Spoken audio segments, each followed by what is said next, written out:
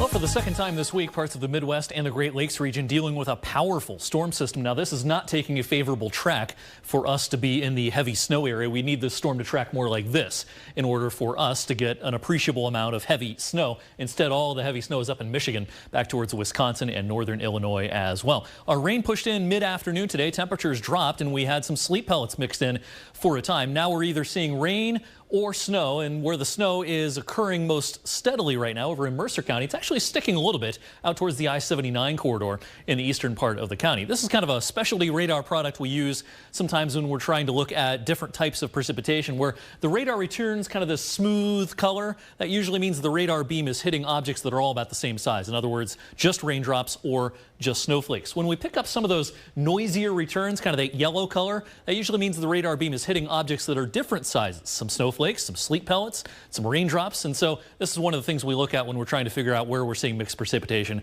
and where we are not. It's a cold rain falling right now in Boardman on our Briarfield Healthcare Center's weather camera. The rain will taper off a little bit as we head into the evening, and actually temperatures will start rising again before the evening is through. Once the precipitation pushed in, we dropped into the mid-30s.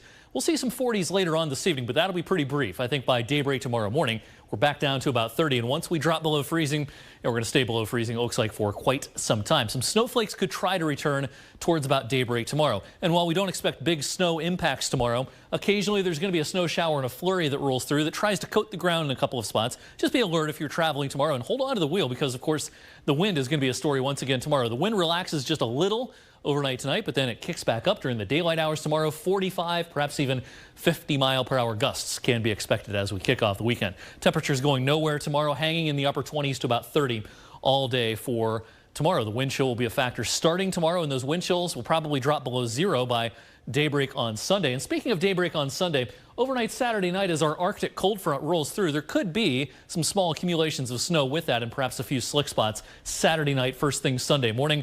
Mentioned those wind chills dropping below zero by Sunday, and once they drop below zero on Sunday, they probably stay below zero into Monday morning. We're going to keep an eye on two chances for snow next week, one during midweek, one towards the end of the week, but neither of which at this point looks like a big event for us. Maybe some nuisance snow for Monday night into Tuesday and maybe again Thursday and Friday. But of course, the big story next week is the cold. No higher than about 20 for several days in a row. And I think we'll see the single digits at times. And this is not going to be record shattering cold. It is the coldest time of the year after all. But we haven't seen a stretch like this, an 8 or even 10-day stretch like this in a couple of years. So just get ready. Yeah. I'm ready for spring. Yeah, me too. I'm already ready for it. Thanks, Eric.